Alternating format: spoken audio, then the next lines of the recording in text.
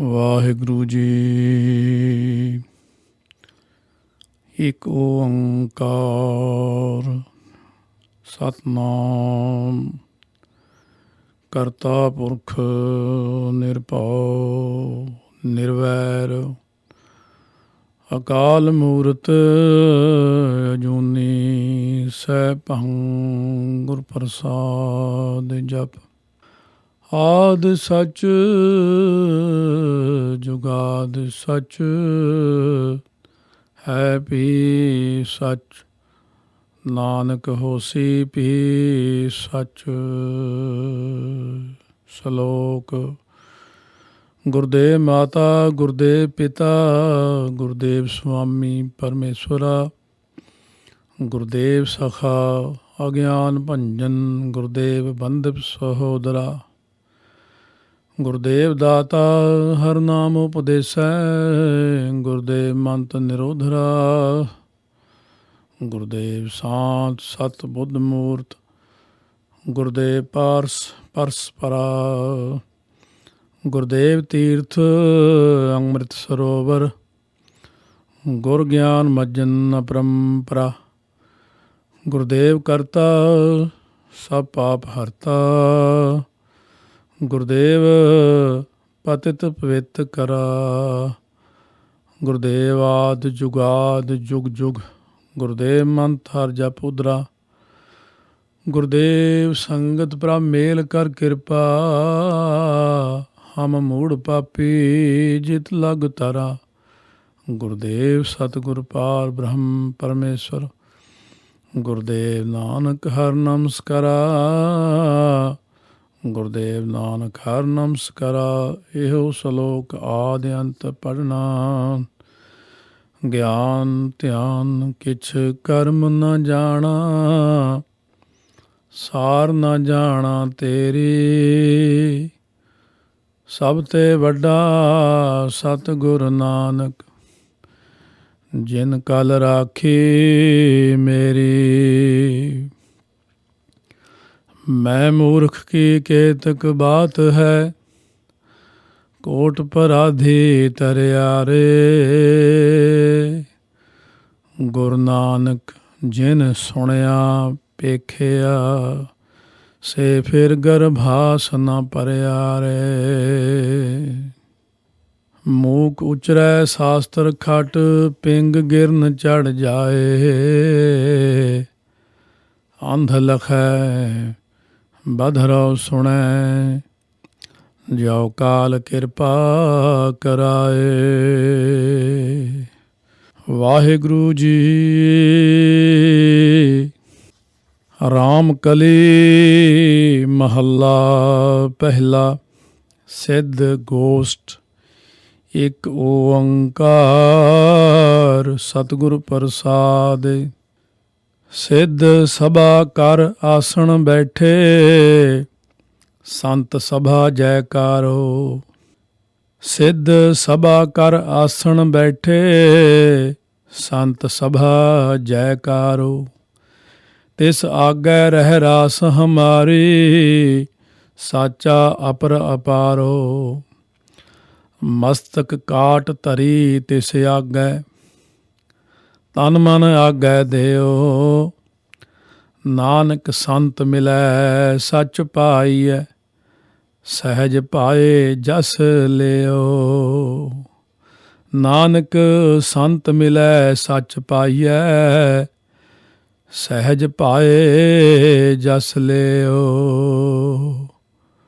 ਵਾਹਿਗੁਰੂ ਜੀ ਕਾ ਖਾਲਸਾ ਵਾਹਿਗੁਰੂ ਜੀ ਕੀ ਫਤਿਹ। ਗੁਰੂ ਗਰੀਬ ਨਵਾਜ ਅੰਤਰਜਾਮੀ ਭਗਤ ਵਛਲ ਕਿਰਪਾ ਦੇ ਖਜ਼ਾਨੇ। ਧੰਨ ਧੰਨ ਸਾਹਿਬ ਸ੍ਰੀ ਗੁਰੂ ਗ੍ਰੰਥ ਸਾਹਿਬ ਮਹਾਰਾਜ ਦੀ ਸਾਜੀ ਨਵਾਜੀ ਗੁਰੂ ਰੂਪ ਗੁਰੂ ਖਾਲਸਾ ਸਾਧ ਸੰਗਤ ਜੀ। ਆਪ ਵਡਭਾਗੀ ਹੋ ਜੋ ਆਪ ਜੀ ਨੇ ਵਾਹਿਗੁਰੂ ਦੀ ਕਿਰਪਾ ਦਾ ਸਦਕਾ ਭਈ ਪ੍ਰਾਪਤ ਮਾਨੁਖ ਦੇਹੁਰੀਆ ਗੋਬਿੰਦ ਮਿਲਨ ਕੀਏ ਤੇਰੀ ਬਰੀਆ। ਮਨੁੱਖਾ ਦੇਹੀ ਦੀ ਪ੍ਰਾਪਤੀ ਕਰਕੇ ਫਿਰ ਗੁਰਸਿੱਖਾਂ ਦੇ ਘਰ ਸਾਡਾ ਜਨਮ ਹੋਣਾ ਔਰ ਫਿਰ ਗੁਰੂ ਗ੍ਰੰਥ ਸਾਹਿਬ ਮਹਾਰਾਜ ਸੱਚੇ ਪਾਤਸ਼ਾਹ ਦੇ ਲੜ ਲੱਗਣਾ ਗੁਰੂ ਵਾਲੇ ਬਣਨਾ, ਗੁਰਬਾਣੀ ਦੀ ਵਿਚਾਰ ਕਰਨੀ ਅਤੇ ਉਸ ਅਨੁਸਾਰ ਆਪਣੇ ਜੀਵਨ ਨੂੰ ਢਾਲ ਕੇ ਆਪਣੇ ਜੀਵਨ ਨੂੰ, ਜਿਵੇਂ ਗੁਰਾਂ ਦਾ ਵਾਕ ਹੈ, ਜਿਨ ਮਾਨਸ ਤੇ ਦੇਵਤੇ ਕੀਏ ਕਰਤ ਨਾ ਲਾਗੀ ਵਾਰ। ਸਾਡੇ ਸੋਹਣੇ ਜੀਵਨ ਸਤਿਗੁਰੂ ਮਹਾਰਾਜ ਨੇ ਬਣਾ ਦਿੱਤੇ ਨੇ। ਖਾਲਸਾ ਮੇਰਾ ਰੂਪ ਹੈ ਖਾਸ, ਖਾਲਸੇ ਮੈਂ ਹਾਂ ਕਰੋ ਨਿਵਾਸ। ਸੋ ਸਤਿਗੁਰੂ ਮਹਾਰਾਜ ਦੀ ਇਹ ਬੜੀ ਕਿਰਪਾ ਹੈ ਆਪਣੇ 'ਤੇ। ਜਿਨ੍ਹਾਂ ਚੀਜ਼ਾਂ ਨੂੰ ਪੁਰਾਤਨ ਲੋਕ ਪ੍ਰਾਪਤ ਨਹੀਂ ਕਰ ਸਕੇ, ਜਿਵੇਂ ਆਪ ਜੀ ਨੇ ਫਰਮਾਇਆ ਤੀਸਰੇ ਸਰੂਪ ਦੇ ਵਿੱਚ ਸੁਰ ਨਰ ਮੁਨ ਜਨ ਅੰਮ੍ਰਿਤ ਖੋਜਦੇ, ਸੋ ਅੰਮ੍ਰਿਤ ਗੁਰ ਤੇ ਪਾਇਆ। ਇਹ ਅੰਮ੍ਰਿਤ ਦੀ ਦਾਤ, ਇਹ ਧੁਰ ਕੀ ਬਾਣੀ ਦੀ ਦਾਤ, ਇਹ ਨਾਮ ਦੀ ਦਾਤ, ਇਹ ਸੇਵਾ ਦੀ ਦਾਤ, ਇਹ ਸਿਮਰਨ ਦੀ ਦਾਤ, ਇਹ ਜਿੰਨੀਆਂ ਵੀ ਵੱਡੀਆਂ ਵੱਡੀਆਂ ਦਾਤਾਂ ਸਾਨੂੰ ਹੁਣ ਮਿਲੀਆਂ ਨੇ ਕਲਯੁਗ ਦੇ ਸਮੇਂ ਵਿੱਚ ਗੁਰੂ ਨਾਨਕ ਸਾਹਿਬ ਦੇ ਘਰੋਂ, ਇਹ ਦਾਤਾਂ ਪਹਿਲਿਆਂ ਸਮਿਆਂ ਦੇ ਵਿੱਚ ਕਿਸੇ ਪਾਸ ਨਹੀਂ ਸਨ। ਪਹਿਲਿਆਂ ਸਮਿਆਂ ਦੇ ਜਿੰਨੇ ਵੀ ਲੋਕ ਹੋਏ ਨੇ, ਉਹਨਾਂ ਨੇ ਜੋ ਆਪਣੇ ਗ੍ਰੰਥ ਰਚੇ, ਜੋ ਸਿਧਾਂਤ ਰਚੇ, ਉਹਨਾਂ ਦੇ ਉੱਤੇ ਉਹਨਾਂ ਨੂੰ ਬੜਾ ਮਾਣ ਸੀ। ਪਰ ਜਦੋਂ ਇਸ ਸੰਸਾਰ ਦੇ ਵਿੱਚ ਆਪ ਨਰਾਇਣ ਕਲਾ ਧਾਰ ਜਗ ਮਹਿ ਪਰਵਰਿਓ, ਨਿਰੰਕਾਰ ਆਕਾਰ ਜੋਤ ਜਗ ਮੰਡਲ ਕਰਿਓ। ਨਿਰੰਕਾਰ ਵਾਹਿਗੁਰੂ ਜੀ ਨੇ ਜਦੋਂ ਤੋਂ ਗੁਰੂ ਨਾਨਕ ਦੇਵ ਜੀ ਰੂਪ ਹੋ ਕੇ ਸੰਸਾਰ ਦੇ ਅੰਦਰ ਪ੍ਰਕਾਸ਼ਮਾਨ ਹੋਣਾ ਕੀਤਾ ਹੈ, ਤਦੋਂ ਸੰਸਾਰ ਦੇ ਲੋਕਾਂ ਨੇ ਸਤਿਗੁਰੂ ਨਾਨਕ ਦੇਵ ਜੀ ਮਹਾਰਾਜ ਸੱਚੇ ਪਾਤਸ਼ਾਹ ਨੂੰ ਜਾਣਿਆ ਕਿ ਇਹ ਆਪਣਾ ਕੋਈ ਨਵਾਂ ਹੀ ਪੰਥ ਚਲਾ ਰਹੇ ਹਨ। ਭਾਈ ਇੰਨੇ ਪੁਰਾਣੇ ਸਮੇਂ ਤੋਂ ਸਾਡੇ ਧਰਮ ਚਲੇ ਆ ਰਹੇ ਨੇ, ਇਹ ਕੋਈ ਨਵਾਂ ਹੀ ਪੰਥ ਚਲਾ ਰਹੇ ਨੇ ਆਪਣਾ। ਇਹਨਾਂ ਗੱਲਾਂ ਨੂੰ ਲੈ ਕੇ ਬਹੁਤ ਸਾਰੇ ਲੋਕਾਂ ਨੇ ਗੁਰੂ ਨਾਨਕ ਸਾਹਿਬ ਨਾਲ ਚਰਚਾ ਕੀਤੀ ਅਤੇ ਜਦੋਂ ਚਰਚਾ ਦੇ ਵਿੱਚ ਹਾਰ ਗਏ, ਫਿਰ ਗੁਰੂ ਨਾਨਕ ਸਾਹਿਬ ਦੇ ਚਰਨਾਂ 'ਤੇ ਡਿੱਗ ਪਏ। ਫਿਰ ਉਹਨਾਂ ਨੂੰ ਪਛਾਣ ਹੋ ਗਈ ਕਿ ਇਹ ਆਪ ਵਾਹਿਗੁਰੂ ਸੰਸਾਰ ਦੇ ਅੰਦਰ ਪ੍ਰਕਾਸ਼ਮਾਨ ਹੋਏ ਹਨ। ਅੱਜ ਜੋ ਆਪਾਂ ਇਹ ਸ਼ਰਵਣ ਕੀਤਾ ਹੈ, ਰਾਮ ਕਲੀ ਰਾਗ ਦੇ ਵਿੱਚ ਸਿੱਧ ਗੋਸ਼ਟ ਬਾਣੀ ਮਹਾਰਾਜ ਨੇ ਉਚਾਰਨ ਕੀਤੀ ਹੈ।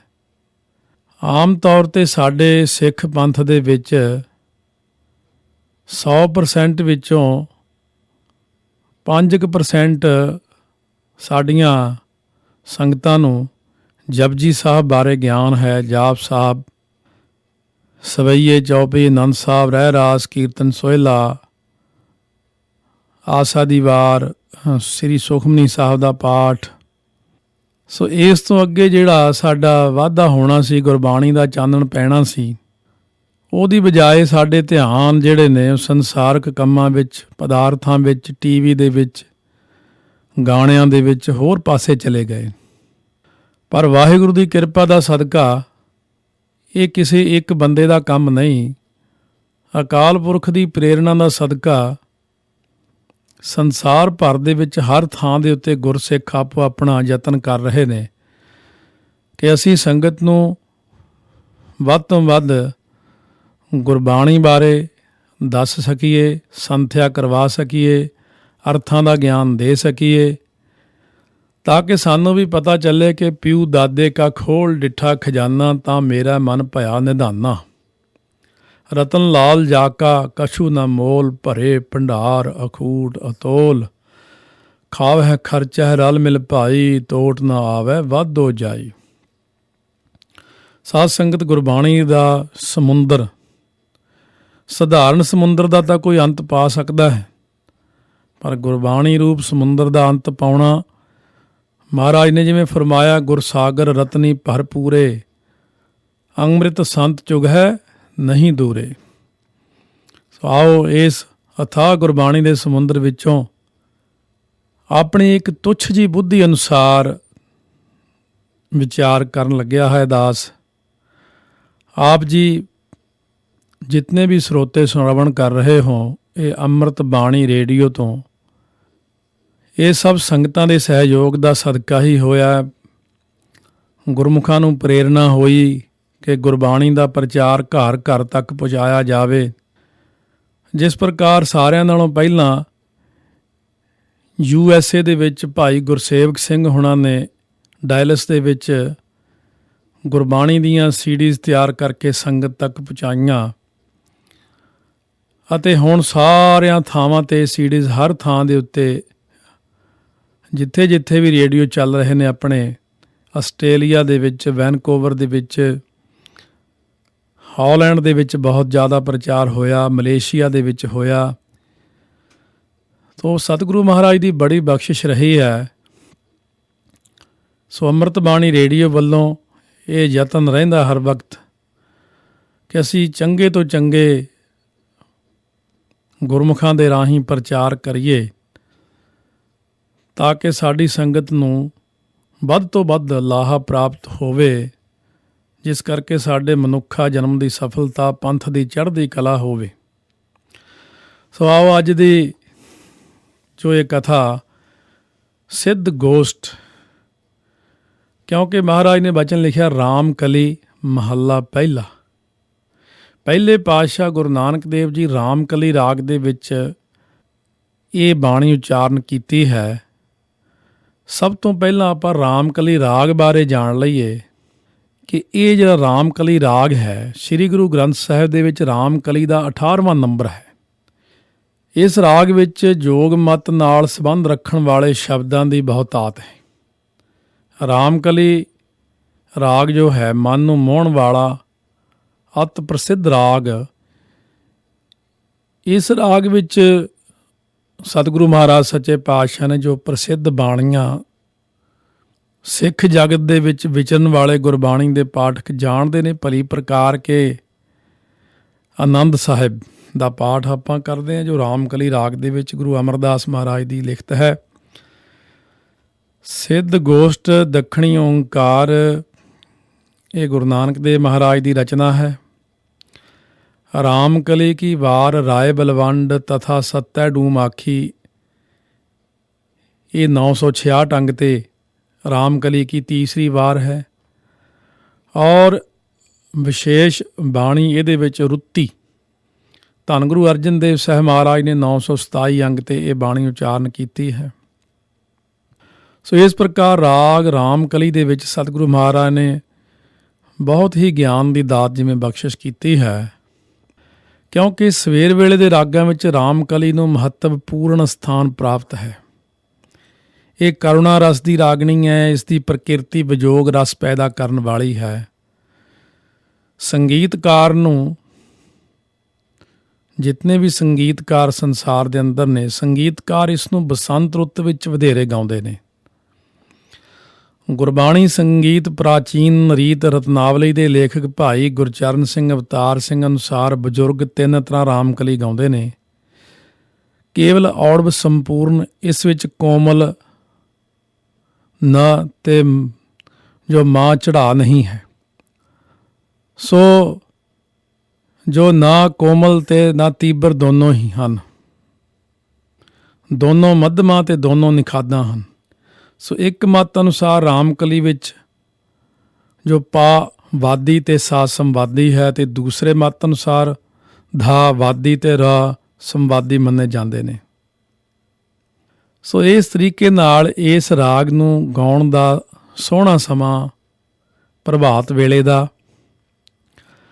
ਫਿਰ ਇਸ ਰਾਗ ਵਿੱਚ ਸਤਿਗੁਰੂ ਮਹਾਰਾਜ ਸੱਚੇ ਪਾਤਸ਼ਾਹ ਜੀ ਨੇ ਇਸ ਤਰ੍ਹਾਂ ਬਚਨ ਵੀ ਫਰਮਾਇਆ ਹੈ, ਰਾਮਕਲੀ ਰਾਮ ਮਨ ਵਸਿਆ ਤਾਂ ਬਣਿਆ ਸਿੰਗਾਰ, ਗੁਰ ਕੈ ਸ਼ਬਦ ਕਮਲ ਬਿਗਸਿਆ ਤਾਂ ਸੌਂਪਿਆ ਭਗਤ ਭੰਡਾਰ, ਭਰਮ ਗਿਆ ਤਾਂ ਜਾਗਿਆ ਚੂਕਾ ਅਗਿਆਨ ਅੰਧਾਰ, ਤਿਸਨੋ ਰੂਪ ਅਤ ਅਗਲਾ ਜਿਸ ਹਰ ਨਾਲ ਪਿਆਰ। ਸੋ ਇਸ ਤਰੀਕੇ ਨਾਲ ਸਤਿਗੁਰੂ ਮਹਾਰਾਜ ਨੇ ਇਸ ਰਾਗ ਦੀ ਮਹਾਨਤਾ ਜਾਣਦਿਆਂ ਹੋਇਆਂ ਸੋ 18ਵੇਂ ਨੰਬਰ 'ਤੇ ਗੁਰਬਾਣੀ ਦੇ ਵਿੱਚ ਇਸ ਰਾਗ ਨੂੰ ਪ੍ਰਵਾਨ ਕੀਤਾ ਹੈ। ਆਓ ਸਤਿਗੁਰੂ ਮਹਾਰਾਜ ਜੀ ਬਖਸ਼ਿਸ਼ ਕਰਦੇ ਨੇ ਇਸ ਰਾਗ ਦੇ ਵਿੱਚ ਜੋ ਸਾਡੇ ਉੱਤੇ ਕਿਰਪਾ ਕੀਤੀ ਗੁਰੂ ਨਾਨਕ ਦੇਵ ਜੀ ਨੇ। ਸਿੱਧ ਗੋਸ਼ਟ ਬਾਣੀ ਦਾ ਇੱਕ ਸਰਵੇਖਣ ਕਰਦੇ ਹਾਂ ਆਪਾਂ। ਧੰਨ ਗੁਰੂ ਨਾਨਕ ਦੇਵ ਜੀ ਨੇ ਖੱਤਰੀ ਬ੍ਰਾਹਮਣ ਸੂਦ ਵੈਸ ਉਪਦੇਸ਼ ਚੌਂ ਵਰਨਾ ਕੋ ਸਾਂਝਾ ਦੇਣ ਦੀ ਖਾਤਰ 4 ਉਦਾਸੀਆਂ ਕੀਤੀਆਂ। ਇਹਨਾਂ ਉਦਾਸੀਆਂ ਵਿੱਚ ਵੱਖੋ ਵੱਖ ਫਿਰਕਿਆਂ ਦੇ ਧਾਰਮਿਕ ਆਗੂਆਂ ਨਾਲ ਮਿਲਣੀ ਸਮੇਂ ਕਈ ਤਰ੍ਹਾਂ ਦੇ ਵਿਚਾਰ ਵਟਾਂਦਰੇ ਹੁੰਦੇ ਰਹੇ। ਉਹਨਾਂ ਦਾਰਸ਼ਨਿਕ ਵਿਚਾਰਾਂ ਨੂੰ ਗੋਸਟ ਜਾਂ ਗੋਸ਼ਟੀ ਦਾ ਨਾਂ ਦਿੱਤਾ ਗਿਆ। ਵੱਖ-ਵੱਖ ਜਨਮ ਸਾਖੀਆਂ ਵਿੱਚ ਇਹਨਾਂ ਗੋਸ਼ਟੀਆਂ ਦਾ ਸੰਗ੍ਰਹਿ ਮਿਲਦਾ ਹੈ।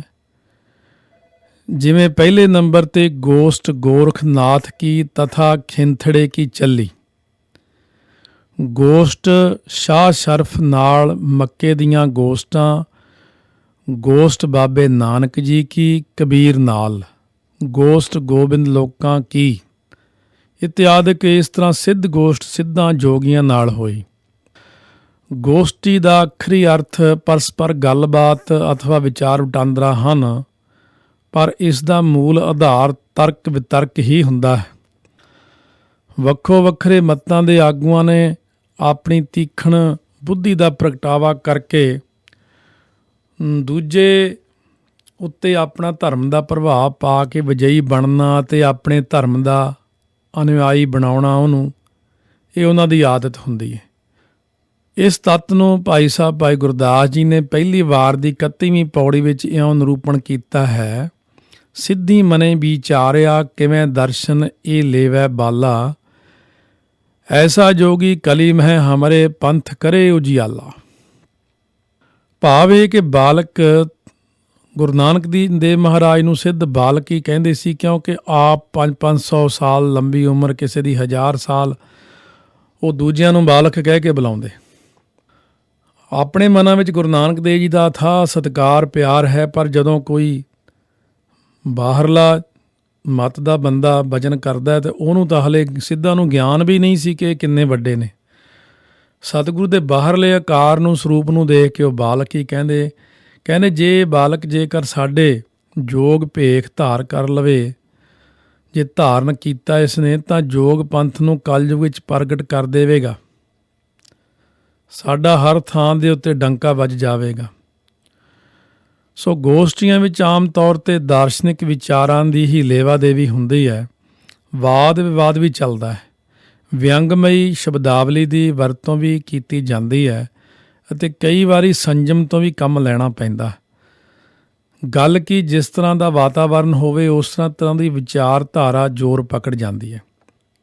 ਸੋ ਇਸ ਬਾਣੀ ਵਿੱਚ ਹਠ ਯੋਗ ਦਾ ਭਰਵਾਂ ਖੰਡਨ ਹੈ ਅਤੇ ਸਹਿਜ ਯੋਗ ਅਪਣਾਉਣ ਲਈ ਗੁਰਮਤਿ ਦ੍ਰਿਸ਼ਟੀਕੋਣ ਨੂੰ ਉਜਾਗਰ ਕੀਤਾ।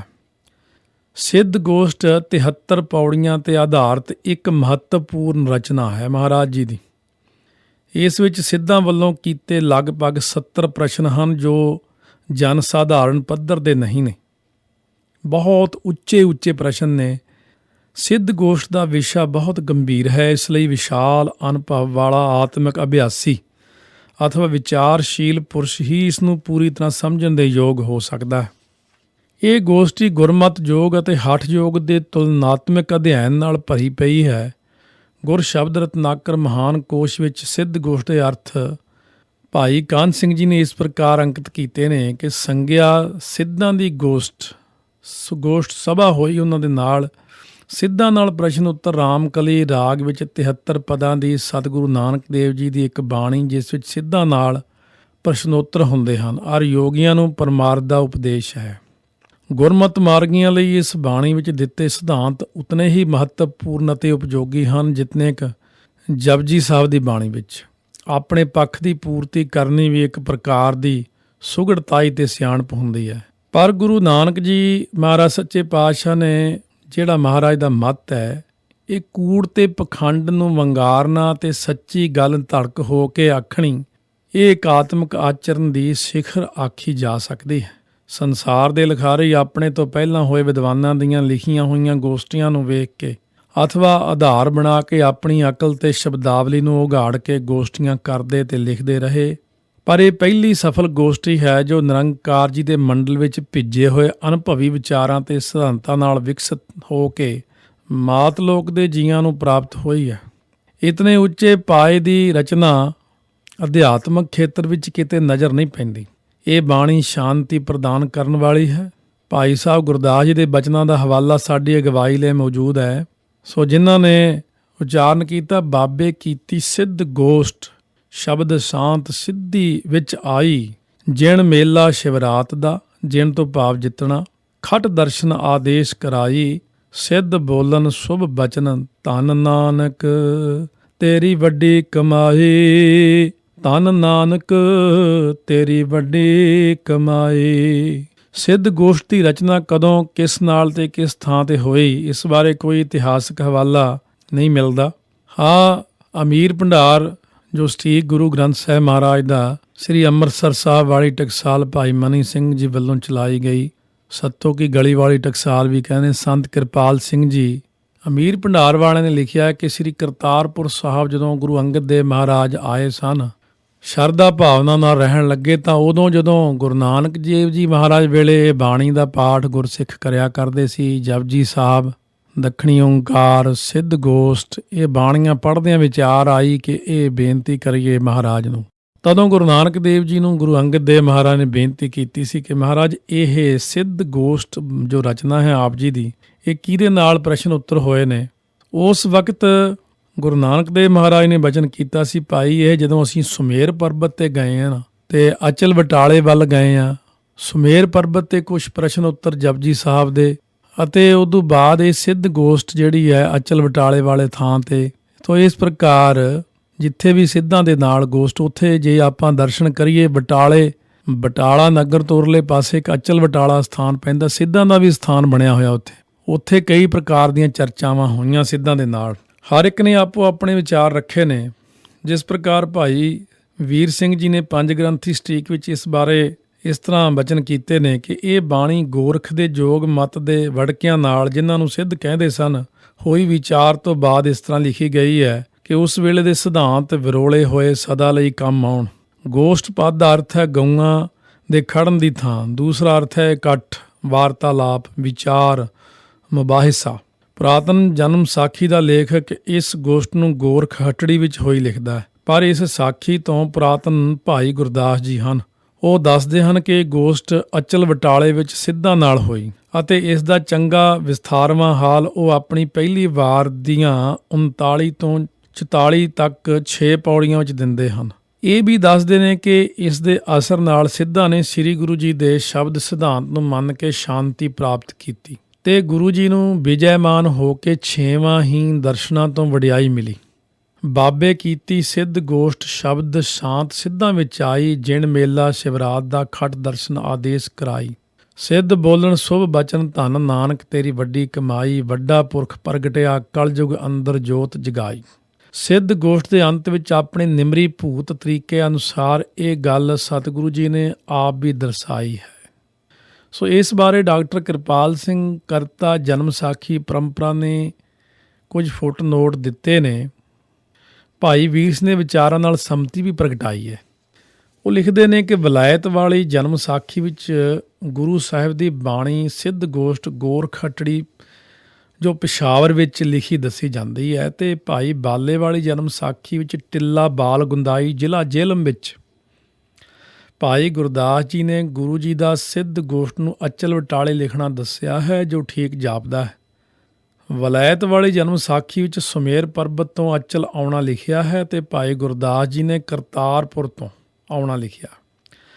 ਮਿਹਰਬਾਨ ਦੀ ਜਨਮ ਸਾਖੀ ਹਿੱਸਾ ਦੂਜਾ ਤੇ ਭਾਈ ਮਨੀ ਸਿੰਘ ਦੀ ਜਨਮ ਸਾਖੀ ਵਿੱਚ ਕਰਤਾਰਪੁਰ ਤੋਂ ਅਚਲ ਜਾਣਾ ਲਿਖਿਆ, ਜੋ ਠੀਕ ਹੈ। ਇਉਂ ਜਾਪਦਾ ਹੈ ਕਿ ਗੁਰੂ ਸਾਹਿਬ ਵੱਖ-ਵੱਖ ਮਤ ਮਤਾਂਤਰਾਂ ਦੀ ਜਾਣਕਾਰੀ ਕਰਵਾਉਣ ਲਈ ਭਾਈ ਲਹਿਣੇ ਨੂੰ ਅੱਡ-ਅੱਡ ਥਾਵਾਂ ਤੇ ਲੈ ਗਏ ਸਨ, ਭਾਵ ਗੁਰੂ ਅੰਗਦ ਦੇਵ ਮਹਾਰਾਜ ਜੀ ਨੂੰ। ਅਚਲ ਬਟਾਲੇ ਭਾਈ ਲਹਿਣਾ ਜੀ ਨਾਲ ਜਾਣ ਦਾ ਵਰਣਨ ਜਨਮ ਸਾਖੀ ਮਿਹਰਬਾਨ ਹਿੱਸਾ ਦੂਜਾ ਨੇ ਸਪਸ਼ਟ ਰੂਪ ਵਿੱਚ ਕੀਤਾ ਹੈ। ਭਾਈ ਮਨੀ ਸਿੰਘ ਜੀ ਦੀ ਜਨਮ ਸਾਖੀ ਵਿੱਚ ਅਚਲ ਜਾਣ ਦੀ ਸਾਖੀ ਭਾਈ ਲਹਿਣੇ ਦੇ ਮਿਲਣ ਤੋਂ ਪਿੱਛੋਂ ਆਉਂਦੀ ਹੈ, ਤੇ ਲਹਿਣੇ ਦਾ ਨਾਲ ਜਾਣਾ ਠੀਕ ਜਾਪਦਾ ਹੈ। ਕੁਝ ਵਿਦਵਾਨਾਂ ਦਾ ਇਹ ਅਨੁਮਾਨ ਹੈ ਕਿ ਇਹ ਰਚਨਾ ਗੁਰੂ ਬਾਬਾ ਜੀ ਨੇ ਆਪਣੇ ਜੀਵਨ ਦੇ ਆਖਰੀ ਪੜਾਅ ਵਿੱਚ ਕੀਤੀ ਹੋਵੇਗੀ, ਜਿਹੜਾ ਕਿ ਆਪ ਜੀ ਨੇ ਕਰਤਾਰਪੁਰ ਗੁਜ਼ਾਰਿਆ ਸਮਾਂ। ਜਪ ਬਾਣੀ ਦੀ ਭੂਮਿਕਾ ਵੀ ਸਿੱਧਾਂ ਨਾਲ ਜੋੜੀ ਜਾਂਦੀ ਹੈ, ਕਿਉਂਕਿ 28 ਤੋਂ 31 ਤੱਕ 4 ਪੌੜੀਆਂ ਵਿੱਚ ਜੋਗੀਆਂ ਦੇ ਚਿੰਨ੍ਹ, ਮੁੰਦਰਾ, ਪੱਤ, ਝੋਲੀ, ਵਿਭੂਤ, ਡੰਡਾ ਆਦਿਕ ਸ਼ਬਦਾਂ ਦੀ ਵਰਤੋਂ ਅਤੇ ਆਦੇਸ਼ ਜੋਗੀਆਂ ਦੀ ਨਮਸਕਾਰ ਕਰਨ ਵਾਲੀ ਸ਼ਬਦਾਵਲੀ ਅੰਕਿਤ ਹੈ। ਸਾਖੀਕਾਰਾਂ ਨੇ ਸਾਖੀਆਂ ਆਪਣੀ ਕਲਪਨਾ ਸ਼ਕਤੀ ਨਾਲ ਹੀ ਘੜੀਆਂ ਨੇ, ਇਸ ਲਈ ਲੋੜੀਂਦੇ ਤੱਥ ਉਪਲਬਧ ਨਹੀਂ ਹਨ।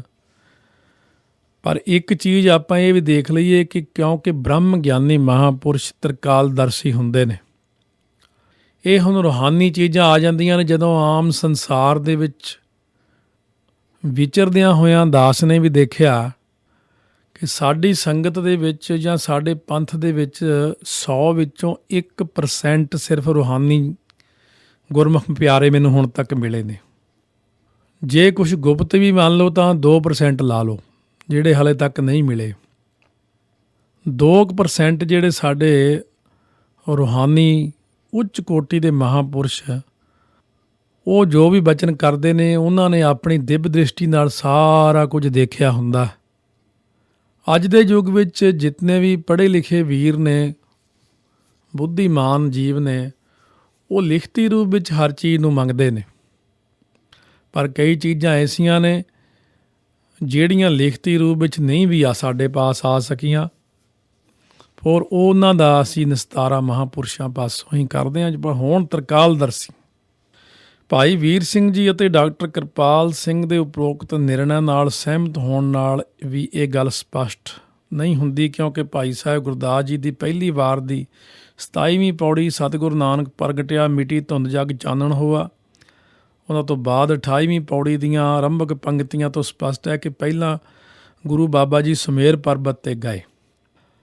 ਇਹ ਆਪਣੀ ਵਿਚਾਰ ਹਲੇ ਚੱਲ ਰਹੀ ਹੈ ਕਿ ਕਿਸਨੇ ਕੀ ਲਿਖਿਆ ਹੈ, ਜਿਨ੍ਹਾਂ ਦੇ ਵਿੱਚੋਂ ਸਾਡੇ ਕੋਲ ਸਭ ਤੋਂ ਵੱਡੇ ਲਿਖਾਰੀ ਭਾਈ ਗੁਰਦਾਸ ਜੀ ਨੂੰ ਫਰਮਾਉਂਦੇ ਨੇ, ਬਾਬੇ ਡਿੱਠੀ ਪ੍ਰਿਥਵੀ ਨਵੈ ਖੰਡ ਜਿੱਥਾ ਤੱਕ ਆਹੀ, ਫਿਰ ਜਾਏ ਚੜ੍ਹਿਆ ਸੁਮੇਰ ਪਰ ਸਿੱਧ ਮੰਡਲੀ ਦ੍ਰਿਸ਼ਟੀ ਆਈ, 84 ਸਿੱਧ ਗੋਰ ਖਾਦ ਮਨ ਅੰਦਰ ਗਿਣਤੀ ਵਰਤਾਈ, ਸਿੱਧ ਪੁੱਛਣ ਸੁਣ ਬਾਲਿਆ ਕੌਣ ਸਖਤ ਤੋਹੇ ਇੱਥੇ ਲਿਆਈ, ਹਉ ਜਪਿਆ ਪਰਮੇਸ਼ਰੋ। ਧੰਨ ਗੁਰੂ ਨਾਨਕ ਦੇਵ ਜੀ ਫਰਮਾਉਂਦੇ ਨੇ, ਹਉ ਜਪਿਆ ਪਰਮੇਸ਼ਰੋ ਭਾਉ ਭਗਤ ਸੰਗ ਤਾੜੀ ਲਾਈ,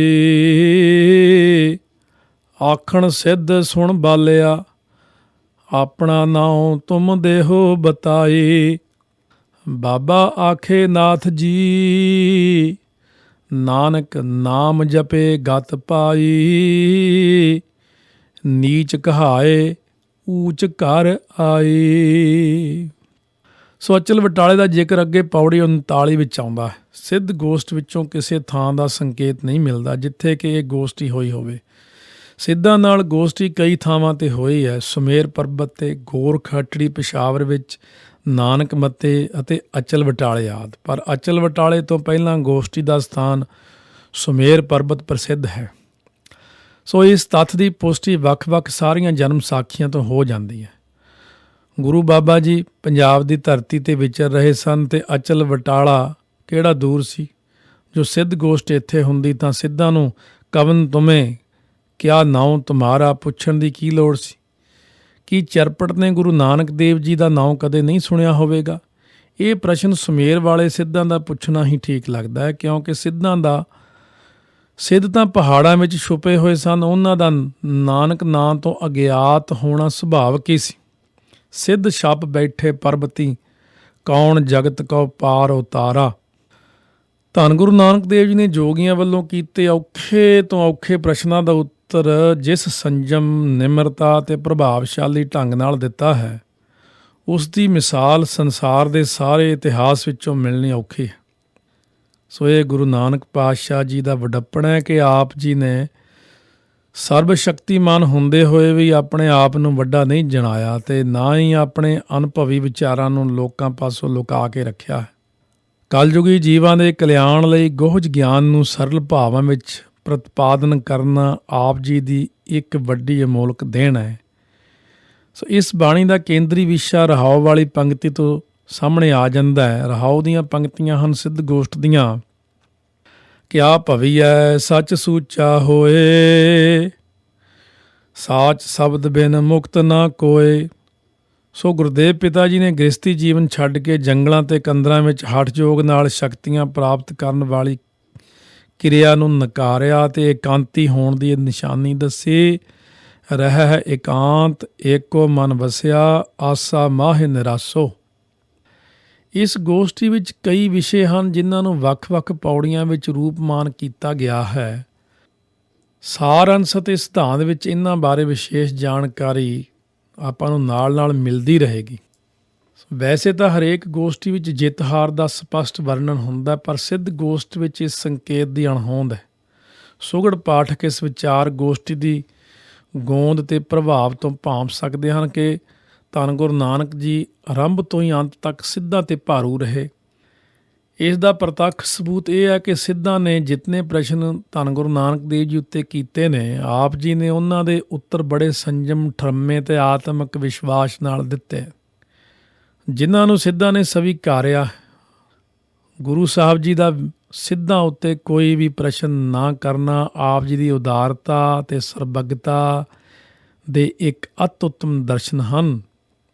ਪ੍ਰਸ਼ਨ ਉਹ ਕਰਦਾ ਜਿਹਦੇ ਅੰਦਰ ਘਾਟ ਹੋਵੇ। ਇਸ ਤਰੀਕੇ ਨਾਲ ਜੋਗੀਆਂ ਦੀ ਘਾਟ ਵੀ ਸਾਹਮਣੇ ਆਈ ਸਾਡੇ ਕਿ ਉਹਨਾਂ ਦੇ ਅੰਦਰ ਘਾਟਾਂ ਜ਼ਰੂਰ ਸਨ, ਕਈ ਗੱਲਾਂ ਛੁਪੀਆਂ ਹੋਈਆਂ ਸਨ, ਜਿਨ੍ਹਾਂ ਗੱਲਾਂ ਨੂੰ ਉਹਨਾਂ ਨੇ ਗੁਰੂ ਨਾਨਕ ਦੇਵ ਜੀ ਤੋਂ ਪੁੱਛ ਕੇ ਹੀ ਆਪਣੀ ਤਸੱਲੀ ਕੀਤੀ, ਜਿਨ੍ਹਾਂ ਪ੍ਰਸ਼ਨਾਂ ਦਾ ਉੱਤਰ ਉਹਨਾਂ ਨੂੰ ਕਿਤੋਂ ਨਹੀਂ ਮਿਲ ਸਕਿਆ। ਸਾਰੇ ਪ੍ਰਸ਼ਨਾਂ ਨੂੰ ਇੱਕ ਪਾਸੇ ਰੱਖ ਕੇ ਜੋਗੀਆਂ ਦਾ ਧਿਆਨ ਸਤਿਗੁਰੂ ਜੀ ਨੇ ਨਾਮ ਨਿਧਾਨ ਉੱਤੇ ਕੇਂਦਰਿਤ ਕਰਨਾ, ਗੁਰਮੁਖ ਪਦ ਦੀ ਵਿਆਖਿਆ ਤੇ ਵਡਿਆਈ ਕਰਨੀ, ਗੋਸ਼ਟੀ ਦੇ ਉਦੇਸ਼ ਨੂੰ ਜਿੱਥੇ ਪੂਰਾ ਕਰਦੀ ਹੈ ਉੱਥੇ ਸ਼ਬਦ ਗੁਰੂ, ਸੁਰਤ ਧੁਨ ਚੇਲਾ ਅਤੇ ਗੁਰਸੰਗਤ ਬਾਣੀ ਬਿਨਾਂ ਦੂਜੀ ਓਟ ਨਹੀਂ ਹੈ ਰਾਈ ਵਾਲੇ ਦ੍ਰਿੜ ਸੰਕਲਪ ਨੂੰ ਉਜਾਗਰ ਕਰਦੀ ਹੈ। ਨਾਮ ਰਤੇ ਸਿੱਧ ਗੋਸ਼ਟ ਹੋਏ, ਨਾਮ ਰਤੇ ਸਦਾ ਤਪ ਹੋਏ, ਗੁਰਮੁਖ ਰਾਮ ਨਾਮ ਰੰਗ ਰਾਤਾ, ਨਾਨਕ ਗੁਰਮੁਖ ਖਸਮ ਪਛਾਤਾ। ਇਸ ਤਰੀਕੇ ਨਾਲ ਸਤਿਗੁਰੂ ਮਹਾਰਾਜ ਦੇ ਸਿੱਧ ਗੋਸ਼ਟ ਦਾ ਭਾਵ ਹੈ ਸਿੱਧਾਂ ਨਾਲ ਬਹਿ ਕੇ ਵਿਚਾਰ ਕਰਨੀ। ਸਿਆਣੇ ਵਿਦਵਾਨਾਂ ਦੀ ਸੰਗਤ ਹੋਈ, ਮਹਾਂਪੁਰਖਾਂ ਦੀ ਸੰਗਤ ਹੋਈ ਟਕਸਾਲ ਦੇ ਵਿੱਚ। ਉਦੋਂ ਬਾਅਦ ਵੀ ਬਹੁਤ ਸਾਰੇ ਗੁਰਮੁਖਾਂ ਦੀ ਸੰਗਤ ਹੋਈ, ਜਿਨ੍ਹਾਂ ਵਿੱਚੋਂ ਗਿਆਨੀ ਹਰਬੰਸ ਸਿੰਘ ਜੀ ਚੰਡੀਗੜ੍ਹ ਵਾਲੇ ਜਾਂ ਪਟਿਆਲੇ ਜਿਹੜੇ ਰਹਿੰਦੇ ਨੇ, ਕਾਫੀ ਉਹਨਾਂ ਨਾਲ ਦਾਸ ਦਾ ਪਿਆਰ ਅਤੇ ਬਹਿ ਕੇ ਆਪਸ ਵਿੱਚ ਵਾਰਤਾਲਾਪ ਕਰਨੀ, ਉਹਨਾਂ ਦੇ ਸਟੀਕ ਤੋਂ ਕਾਫੀ ਕੁਝ ਮੈਨੂੰ ਮਿਲਿਆ। ਅਤੇ ਅਮੀਰ ਭੰਡਾਰ ਵਾਲੀ ਪੁਸਤਕਾਂ, ਪੋਥੀਆਂ ਸ਼ੁਰੂ ਤੋਂ ਲੈ ਕੇ ਪੜ੍ਹੀਆਂ, ਮਹਾਂਪੁਰਖਾਂ ਦੀ ਕਥਾ ਸੁਣੀ, ਆਪਣੇ ਤੁੱਛ ਜੀ ਬੁੱਧੀ ਅਨੁਸਾਰ ਕਾਫੀ ਜ਼ਿਆਦਾ ਪੜਚੋਲ ਕਰਕੇ ਸੰਗਤ ਦੇ ਅੱਗੇ ਸਾਰੀਆਂ ਚੀਜ਼ਾਂ ਲਿਆਉਣ ਦਾ ਯਤਨ ਕਰ ਰਹੇ ਹਾਂ ਤਾਂ ਕਿ ਆਪ ਜੀ ਨੂੰ ਵੀ ਪਤਾ ਚੱਲੇ। ਸੋ ਦਾਸ ਨੇ ਜੋ ਜਪਜੀ ਸਾਹਿਬ ਦੀ ਕਥਾ ਕੀਤੀ ਹੈ, ਸੰਤ ਬਾਬਾ ਗੁਰਬਚਨ ਸਿੰਘ ਜੀ ਖਾਲਸਾ ਨੂੰ ਸੰਤ ਬਾਬਾ ਸੁੰਦਰ ਸਿੰਘ ਜੀ ਖਾਲਸਾ ਨੇ ਜਿਹੜੇ ਅਰਥ ਪੜ੍ਹਾਏ ਜਪਜੀ ਸਾਹਿਬ ਦੇ, ਸੰਤ ਬਾਬਾ ਸੁੰਦਰ ਸਿੰਘ ਜੀ ਖਾਲਸਾ ਭਿੰਡਰਾਂ ਵਾਲੇ ਮਹਾਂਪੁਰਸ਼ਾਂ ਨੇ 40 ਦਿਨ ਤੱਕ ਮੂਲ ਮੰਤਰ ਦੀ ਹੋਈ ਕਥਾ ਕੀਤੀ ਸੀ। ਉਹ ਸਾਰਾ ਸਟੀਕ ਸੰਤ ਗਿਆਨੀ ਕਰਤਾਰ ਸਿੰਘ ਜੀ ਖਾਲਸਾ ਨੇ ਛਾਪਿਆ ਅਤੇ ਉਹਦੇ ਵਿੱਚੋਂ ਹੀ ਦਾਸ ਨੇ ਗਿਆਨ ਪ੍ਰਾਪਤ ਕੀਤਾ, ਕਿਉਂ ਅਸੀਂ ਤਾਂ ਪ੍ਰਤੱਖ ਕੋਲ ਬਹਿ ਕੇ ਵੀ ਕਥਾ ਉਹਨਾਂ ਤੋਂ ਸੁਣੀ ਹੈ, ਬਾਅਦ ਵਿੱਚ ਸਟੀਕ ਵੀ ਪੜ੍ਹੇ ਹੈ, ਅਤੇ ਉਹਦੇ ਵਿੱਚੋਂ ਸਾਰੀ ਜਪਜੀ ਸਾਹਿਬ ਦੀ ਜਿਹੜੀ ਕਥਾ ਹੈ ਉਹ ਆਪਾਂ ਨੂੰ ਸ਼ਰਵਣ ਕਰਨੀ ਚਾਹੀਦੀ ਹੈ ਤਾਂ ਕਿ ਇਹ ਸਿੱਧ ਗੋਸ਼ਟ ਨਾਲ ਬਹੁਤ ਸਾਰੀਆਂ ਚੀਜ਼ਾਂ ਉਹਦੇ ਵਿੱਚੋਂ ਰਲਦੀਆਂ ਆ ਕੇ। ਆਓ ਬੜੇ ਪਿਆਰ ਨਾਲ ਆਪਾਂ ਪ੍ਰਾਰੰਭ ਕਰਦੇ ਹਾਂ ਰਾਮ ਕਲੀ ਮਹੱਲਾ ਪਹਿਲਾ। ਰਾਮ ਕਲੀ ਦਾ ਭਾਵ ਅਰਥ ਵੀ ਜਾਣਿਆ, ਮਹੱਲਾ ਪਹਿਲਾ ਪਹਿਲੇ ਪਾਤਸ਼ਾਹ ਗੁਰੂ ਨਾਨਕ ਦੇਵ ਜੀ, ਸਿੱਧ ਗੋਸ਼ਟ ਇਹਦਾ ਭਾਵ ਵੀ ਆਪਾਂ ਜਾਣ ਲਿਆ ਕਿ ਗੋਸ਼ਟੀ ਕਰਨਾ। ਸਾਰਿਆਂ ਨਾਲੋਂ ਪਹਿਲਾਂ ਸਤਿਗੁਰੂ ਜੀ ਮੰਗਲ ਉਚਾਰਨ ਕਰਦੇ ਨੇ, ਆਸ਼ੀਰਵਾਦ ਲੈਣਾ। ਮੰਗਲ 4 ਪ੍ਰਕਾਰ ਦੇ ਜਿਵੇਂ ਕਹੇ ਨੇ ਸਿਆਣਿਆਂ ਨੇ, ਆਤਮਿਕ ਚਿੰਤਨ ਮੰਗਲ ਜਿਵੇਂ ਕਹਿੰਦੇ ਨੇ।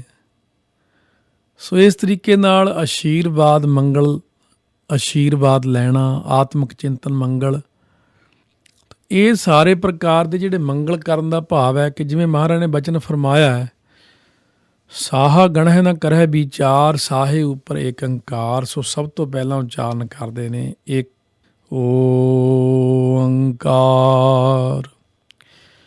ਇੱਕ ਓਂਕਾਰ ਦਾ ਸਮੁੱਚਾ ਅਰਥ ਲਗਭਗ ਕਰਦਿਆਂ 5 ਕੁ ਦਿਨ ਲੱਗ ਜਾਂਦੇ ਨੇ। ਜਪਜੀ ਸਾਹਿਬ ਦੀ ਕਥਾ ਦੇ ਵਿੱਚ ਸੋ ਇਹ ਆਪ ਜੀ ਨੂੰ ਸਾਰਾ ਕੁਝ ਸਾਹਮਣੇ ਆਵੇਗਾ ਵੀ ਓਂਕਾਰ ਪਹਿਲਿਆਂ ਯੁੱਗਾਂ ਵਿੱਚ ਕਹਿੰਦੇ ਸਨ ਓੰਗ ਓੰਗ, ਮਹਾਰਾਜ ਗੁਰੂ ਨਾਨਕ ਦੇਵ ਜੀ ਨੇ ਇਹਦੇ ਉੱਤੇ ਅੱਗੇ ਏਕਾ ਲਾਇਆ, ਕਾਰ ਲਾਈ, ਉੱਤੇ ਜਿਹੜੀ ਆਪ ਜੀ ਦੇਖਦੇ ਹੋ ਇੱਕ ਵੱਡੀ ਸਾਰੀ ਗੋਲ ਲਾਈਨ ਲੱਗੀ ਹੋਈ ਆ, ਕਾਰ, ਓੰਕਾਰ। ਸੋ ਇਹਦਾ ਪੂਰਾ ਵਿਸਥਾਰ ਜਪਜੀ ਸਾਹਿਬ ਦੀਆਂ ਕਥਾ ਵਿੱਚ ਸ਼ੁਰੂ ਵਿੱਚ ਹੀ ਹੋਇਆ। ਓੰਕਾਰ ਜੋ ਸਾਰਿਆਂ ਦਾ ਪ੍ਰਕਾਸ਼ਕ ਹੈ, ਜੋ ਕੇਵਲ ਇੱਕੋ ਇੱਕ ਹੈ, ਸਤਿਗੁਰ ਪ੍ਰਸਾਦ। ਸਤਿਗੁਰੂ ਜੀ ਦੀ ਪ੍ਰਸਾਦ ਕਿਰਪਾ ਦੁਆਰਾ ਹੀ ਉਸ ਦੀ ਪ੍ਰਾਪਤੀ ਹੈ। ਸੋ ਇਹ ਅੱਖਰ ਪ੍ਰਸ਼ਾਦ ਕਰਕੇ ਨਹੀਂ ਬੋਲਣਾ, ਕਿਉਂਕਿ ਇਹ ਪ੍ਰਸ਼ਾਦ ਛਕਣ ਵਾਲਾ ਹੁੰਦਾ।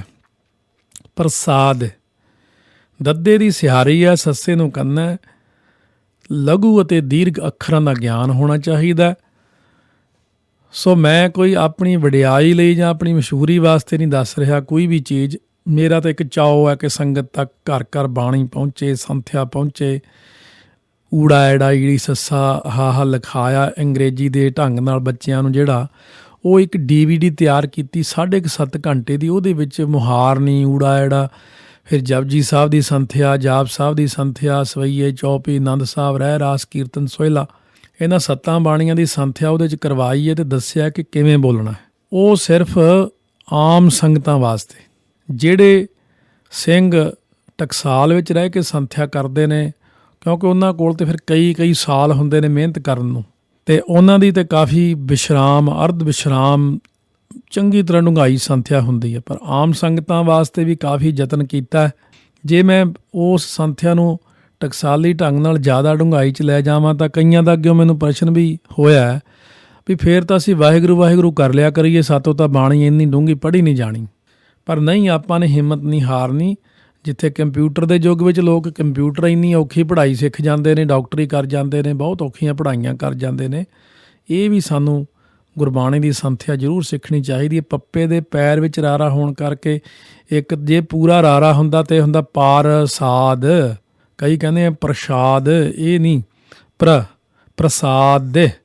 ਦੱਦੇ ਦੀ ਸਿਹਾਰੀ ਵੀ ਟਕਸਾਲੀ ਢੰਗ ਵਿੱਚ ਦੱਸਿਆ ਸਾਨੂੰ ਬੋਲਣੀ ਹੈ। ਜੇ ਆਪਾਂ ਸਿਹਾਰੀ ਛੱਡ ਦਿੰਦੇ ਹਾਂ ਤਾਂ ਇਹ ਅੱਖਰ ਬਣਦਾ ਪ੍ਰਸਾਦ, ਦ, ਇਕੱਲਾ ਹੀ ਦੱਦਾ। ਸਿਹਾਰੀ ਕਹਿੰਦੀ ਆ ਦੇ ਪ੍ਰਸਾਦ। ਇਸ ਤਰੀਕੇ ਨਾਲ ਸੰਥਿਆ ਕਰਾਉਣ ਵੇਲੇ ਇਸ ਤਰ੍ਹਾਂ ਵਰਤਿਆ ਜਾਂਦਾ ਢੰਗ ਕਿ ਜਿਵੇਂ ਆਪਾਂ ਕੀਰਤਨ ਸਿੱਖਦੇ ਹਾਂ। ਕੀਰਤਨ ਸਿਖਾਉਣ ਵਾਲੇ ਸਾਰਿਆਂ ਨਾਲੋਂ ਪਹਿਲਾਂ ਸਾਰੇ ਗਾਮਾ ਪਾਧਾ ਨੀਸਾ ਜਦੋਂ ਸਿਖਾਉਂਦੇ ਨੇ, ਤਾਂ ਜਦੋਂ ਕੀਰਤਨ ਸਿੱਖਣ ਵਾਲਾ ਵਿਦਿਆਰਥੀ ਸਿੱਖਦਾ ਸਾ ਰੇ ਗਾਮਾ ਪਾਧਾ ਨੀਸਾ, ਉਹ ਫਿਰ ਅੱਗੇ 11 12 15 ਸਰਗਮਾਂ ਸਿਖਾਉਂਦੇ ਨੇ, ਸਾ ਗਾ ਰੇ ਮਾ। ਉਦੋਂ ਦੇਖਣ ਵਾਲਾ ਬੰਦਾ ਹੱਸਦਾ ਵੀ ਇਹ ਕੀ ਕਰੀ ਜਾਂਦਾ ਬੈਠਾ। ਪਰ ਜਦੋਂ ਉਹੀ ਫਿਰ ਹੌਲੀ ਹੌਲੀ ਉਸ 'ਚੋਂ ਮਾਹਰ ਹੋ ਕੇ, ਉਹ ਕੀਰਤਨ ਦੀ ਮੁਹਾਰਨੀ ਹੈ, ਉਹਦੇ ਵਿੱਚੋਂ ਮਾਹਰ ਹੋ ਕੇ ਵੱਡੇ ਵੱਡੇ ਰਾਗੀ, ਵੱਡੇ ਵੱਡੇ ਰਾਗ ਸਿੱਖ ਜਾਂਦੇ ਨੇ। ਇਸੇ ਤਰ੍ਹਾਂ ਹੀ ਸੰਥਿਆ ਦੇ ਵਿੱਚ ਪਹਿਲਾਂ ਸਿਖਾਉਣ ਵੇਲੇ ਸਾਨੂੰ ਜ਼ਿਆਦਾ ਅੱਖਰ ਬੁਲਾਏ ਜਾਂਦੇ ਨੇ। ਹੌਲੀ ਹੌਲੀ ਉਹੀ ਅੱਖਰ ਜਿਹੜੇ ਨੇ ਅਸੀਂ ਤਾਂ ਬੋਲਦੇ ਹਾਂ, ਪਰ ਸੁਣਨ ਵਾਲੇ ਨੂੰ ਇਉਂ ਲੱਗਦਾ ਹੁੰਦਾ ਵੀ ਸ਼ਾਇਦ ਇਹਨੇ ਨਹੀਂ ਬੋਲਿਆ। ਉਹੀ ਅੱਖਰ ਹੌਲੀ ਹੌਲੀ ਘਟ ਜਾਂਦੇ ਨੇ। ਸਿੱਖਣ ਵੇਲੇ ਪ੍ਰਸਾਦ ਦੇ ਇਉਂ ਬੋਲਦੇ ਹਾਂ, ਫਿਰ ਜਦੋਂ ਪੂਰੀ ਤਰ੍ਹਾਂ ਟ੍ਰੇਨਡ ਹੋ ਜਾਂਦੇ ਹਾਂ, ਫਿਰ ਇੱਕ ਓੰਕਾਰ ਸਤਿਗੁਰ ਪ੍ਰਸਾਦ, ਫਿਰ ਦੱਦੇ ਦੀ ਉਹ ਸਿਹਾਰੀ ਬੋਲੀ ਜ਼ਰੂਰ ਜਾਂਦੀ ਹੈ। ਜੇ ਸਿਹਾਰੀ ਨਾ ਬੋਲਾਂਗੇ ਤਾਂ ਪ੍ਰਸਾਦ ਫਿਰ ਦਾ ਹੀ ਆਵਾਜ਼ ਦਿੰਦਾ। ਆਓ ਸਤਿਗੁਰੂ ਮਹਾਰਾਜ ਬਖਸ਼ਿਸ਼ ਕਰ ਰਹੇ ਨੇ, ਫਰਮਾਉਂਦੇ ਹਨ, ਪਿਆਰ ਨਾਲ ਆਖੋ ਸਤਨਾਮ ਸ਼੍ਰੀ ਵਾਹਿਗੁਰੂ, ਸਤਨਾਮ ਸ਼੍ਰੀ ਵਾਹਿਗੁਰੂ। ਵਾਹਿਗੁਰੂ ਜੀ ਸਿੱਧ ਸਭਾ ਕਰ ਆਸਣ ਬੈਠੇ, ਸੰਤ ਸਭਾ ਜੈਕਾਰੋ। ਸਤਿਗੁਰੂ ਮਹਾਰਾਜ ਫਰਮਾਉਂਦੇ ਹਨ ਕਿ ਸਿੱਧ ਗੋਸ਼ਟ ਦਾ ਪਹਿਲਾ ਪਦਾ ਭੂਮਿਕਾ ਵਜੋਂ ਹੈ। ਇਉਂ ਪ੍ਰਤੀਤ ਹੁੰਦਾ ਹੈ ਕਿ ਜਿਵੇਂ ਕਿ ਗੁਰੂ ਬਾਬਾ ਜੀ ਸਿੱਧ ਗੋਸ਼ਟ ਬਾਣੀ ਗੁਰੂ ਅੰਗਦ ਦੇਵ ਜੀ ਜਾਂ ਹੋਰ ਸੰਗਤਾਂ ਨੂੰ ਸੁਣਾ ਰਹੇ ਹੋਣ, ਕਿਉਂਕਿ ਗੋਸ਼ਟੀ ਵਿੱਚ ਪ੍ਰਸ਼ਨੋਤਰੀ ਦਾ ਆਰੰਭ ਰਹਾਉ ਵਾਲੀ ਪੰਕਤੀ ਤੋਂ ਬਾਅਦ ਹੁੰਦਾ। ਆਓ ਫਰਮਾਉਂਦੇ ਕੀ ਹਨ, ਸਿੱਧ ਸਭਾ ਕਰ ਆਸਣ ਬੈਠੇ, ਸੰਤ ਸਭਾ ਜੈਕਾਰੋ। ਸਿੱਧ ਆਪਣੀ ਸਭਾ ਲਾ ਕੇ ਆਪੋ ਆਪਣੇ ਆਸਣ ਉੱਤੇ ਬੈਠੇ ਹੋਏ ਸਨ। ਉਹਨਾਂ ਨੇ ਸੰਤ ਸਭਾ ਵੇਖ ਕੇ ਨਮਸਕਾਰ ਕੀਤੀ। ਤਿਸ ਆ ਗੈ ਰਹਿ ਰਾਸ ਹਮਾਰੀ, ਸਾਚਾ ਅਪਰ ਅਪਾਰੋ। ਧੰਨ ਗੁਰੂ ਨਾਨਕ ਦੇਵ ਮਹਾਰਾਜ ਸੱਚੇ ਪਾਤਸ਼ਾਹ ਨੇ ਬਚਨ ਕਿਹਾ ਕਿ ਸਾਡੀ ਉਸ ਅੱਗੇ ਨਮਸਕਾਰ ਹੈ ਜੋ ਸਦਾ ਸਥਿਰ ਰਹਿਣ ਵਾਲਾ ਪਰਮੇਸ਼ਰ ਪਰੇ ਤੋਂ ਪਰੇ ਬੇਅੰਤ ਹੈ। ਜਿਵੇਂ ਆਪ ਜੀ ਨੇ ਬਚਨ ਫਰਮਾਇਆ ਨਾ ਜਪਜੀ ਸਾਹਿਬ ਦੇ ਵਿੱਚ, ਆਦੇਸ਼ ਤਿਸੈ ਆਦੇਸ਼। ਸਿੱਧਾਂ ਨੇ ਗੁਰੂ ਨਾਨਕ ਦੇਵ ਜੀ ਨੂੰ ਸੁਮੇਰ ਪਰਬਤ 'ਤੇ ਕਿਹਾ ਸੀ ਬਚਨ, ਆਦੇਸ਼ ਇਹਦਾ ਭਾਵ ਹੁੰਦਾ ਨਮਸਕਾਰ। ਗੁਰੂ ਨਾਨਕ ਦੇਵ ਜੀ ਨੇ ਉੱਪਰ ਨੂੰ ਆਪਣਾ ਹਸਤ ਕਮਲ ਉਠਾ ਕੇ ਕਿਹਾ ਪ੍ਰਮਾਤਮਾ ਵੱਲ, ਤਿਸੈ ਆਦੇਸ਼, ਉਹ ਪ੍ਰਮਾਤਮਾ ਨੂੰ ਭਾਈ ਨਮਸਕਾਰ ਕਰੋ, ਉਹਨੂੰ ਮੱਥਾ ਟੇਕੋ ਜੋ ਆਦ ਅਨੀਲ ਅਨਾਦ ਅਨਾਹਤ ਜੁਗ ਜੁਗ ਏਕੋ ਵੇਸ, ਉਹ ਜੁਗਾਂ ਜੁਗੰਤਰਾ ਤੋਂ ਜਿਹਦਾ ਇੱਕੋ ਹੀ ਵੇਸ ਹੈ। ਸਤਿਗੁਰੂ ਕਹਿੰਦੇ ਸਾਡਾ ਮਨ ਕੀ ਕਰਦਾ, ਮਸਤਕ ਕਾਟ ਧਰੀ ਤਿਸ ਆਗੈ, ਤਨ ਮਨ ਆਗੈ ਦੇਓ। ਕਹਿੰਦੇ ਮੇਰਾ ਚਿੱਤ ਕਰਦਾ ਕਿ ਮੈਂ ਆਪਣਾ ਸਿਰ, ਸਰੀਰ ਤੇ ਮਨ ਕੱਟ ਕੇ ਉਸ ਸੰਤ ਆਤਮਾ ਅੱਗੇ ਰੱਖ ਦਿਆਂ, ਭਾਵ ਭੇਟਾ ਕਰ ਦਿਆਂ। ਕਿਉਂਕਿ ਮਹਾਰਾਜ ਫਰਮਾਉਂਦੇ ਨੇ, ਨਾਨਕ ਸੰਤ ਮਿਲੈ ਸੱਚ ਪਾਈਐ, ਸਹਿਜ ਪਾਏ ਜਸ ਲਿਓ। ਕਿਉਂਕਿ ਸਤਿਗੁਰੂ ਜੀ ਫਰਮਾਉਂਦੇ ਹਨ ਕਿ ਜੇ ਸੰਤ, ਇੱਥੇ ਸੰਤ ਤੋਂ ਭਾਵ ਪੂਰਨ ਗੁਰੂ ਦਾ ਵੀ ਅਰਥ ਹੈ, ਅਥਵਾ ਪੂਰਨ ਬ੍ਰਹਮ ਗਿਆਨ ਵਿੱਚ ਰੱਤੇ ਹੋਏ ਮਹਾਂਪੁਰਸ਼। ਸਾਧ ਸੰਗਤ ਜੀ, ਸੰਤ ਬਾਬਾ ਗੁਰਬਚਨ ਸਿੰਘ ਜੀ ਮਹਾਂਪੁਰਸ਼ਾਂ ਨੇ ਇੱਕ ਵਾਰ ਬਚਨ ਕੀਤਾ ਸੀ, ਪੁਰਾਣਿਆਂ ਸਿੰਘਾਂ ਤੋਂ ਸੁਣਿਆ। ਕਹਿੰਦੇ ਭਾਈ ਇੱਕ ਸਮਾਂ ਆਊਗਾ ਜਦੋਂ ਮਹਾਂਪੁਰਖਾਂ ਦਾ ਕਾਲ ਪੈ ਜਾਊਗਾ ਦੁਨੀਆ ਤੇ, ਕੋਈ ਮਹਾਂਪੁਰਖ ਮਿਲੂਗਾ ਨਹੀਂ ਆਪਾਂ ਨੂੰ। ਸੋ ਅੱਜ ਦੇ ਸਮੇਂ ਦੇ ਵਿੱਚ 2-4 ਮਹਾਂਪੁਰਖ ਬੜੀ ਮੁਸ਼ਕਲ ਨਾਲ ਮੇਰੀ ਨਿਗਾਹ 'ਚ ਨੇ, ਜਿਹੜੇ ਬ੍ਰਹਮ ਗਿਆਨ ਵਿੱਚ ਰੱਤੇ ਨੇ ਔਰ ਚੁੱਪ ਰਹਿੰਦੇ ਨੇ।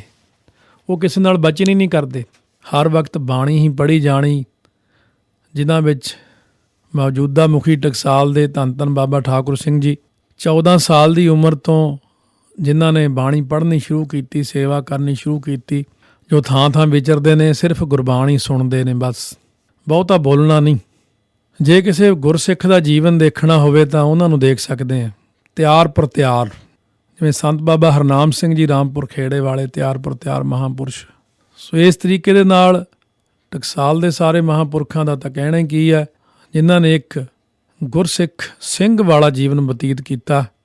ਸੋ ਸਾਡਾ ਕਹਿਣ ਦਾ ਭਾਵ ਕਿ ਜਦੋਂ ਸਤਿਗੁਰੂ ਜੀ ਮਿਲ ਜਾਣ, ਸਤਿਗੁਰੂ ਦੇ ਪਿਆਰੇ ਮਿਲ ਜਾਣ, ਤਾਂ ਸੱਚ ਤੋਂ ਭਾਵ ਪਰਮਾਤਮਾ ਨੂੰ ਪਾ ਲਈਦਾ। ਇਸ ਤਰ੍ਹਾਂ ਕਹਿੰਦੇ ਮੈਂ ਸਹਿਜ ਸੁਭਾਵਕ ਹੀ ਹਰੀ ਦਾ ਜਸ ਕੀਰਤਨ ਰੂਪ ਲਾਹਾ ਲੈਂਦਾ ਰਹਾਂ, ਮਹਾਂਪੁਰਖਾਂ ਨੂੰ ਮਿਲਦਾ ਰਹਾਂ। ਅਤੇ ਸਤਿਗੁਰੂ ਜੀ ਸਾਰਿਆਂ ਨਾਲੋਂ ਸ਼੍ਰੋਮਣੀ ਨੇ। ਕਲਯੁਗ ਦਾ ਸਮਾਂ ਹੈ, ਜੇ ਕੋਈ ਬ੍ਰਹਮ ਗਿਆਨ ਤੱਕ ਪਹੁੰਚਿਆ ਵੀ ਹੋਇਆ ਗੁਪਤ ਬੈਠਾ ਹੈ। ਮੇਰੀ ਨਿੱਜੀ ਰਾਏ ਸਾਰਿਆਂ ਲਈ ਇੱਕੋ ਹੀ ਕਿ ਗੁਰੂ ਗ੍ਰੰਥ ਸਾਹਿਬ ਹੀ ਇਸ ਵਕਤ ਸਹੀ ਅਗਵਾਈ ਕਰ ਰਹੇ ਨੇ ਸਾਰਿਆਂ ਦੀ।